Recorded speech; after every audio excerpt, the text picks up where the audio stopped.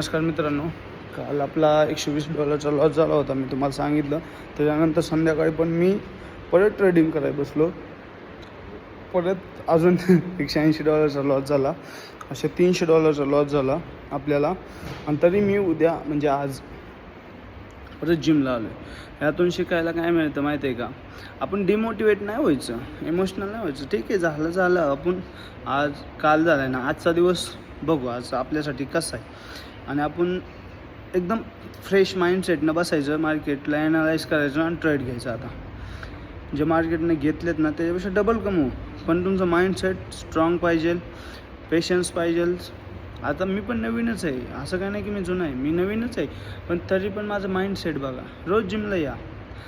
ठीक आहे, जिमचं तुम्हाला वाटत असेल काय पण माइंडसेट बनलं जातं. आता मी जिममध्ये आलो, थोडं फ्रेश वाटलं, मला वर्कआउट झाला. बस एवढंच तुम्हाला पण सांगायचं आहे. काय झालं तर टेन्शन नका घेऊ, सगळं नीट होणार आहे. देवावर विश्वास ठेवा, स्वतःवर कॉन्फिडन्स ठेवा, बाकी काहीच नाही. धन्यवाद. पुढच्या व्हिडिओमध्ये परत एकदा अजून असेच रिलेटेड व्हिडिओ बनवणार आहे मी. धन्यवाद.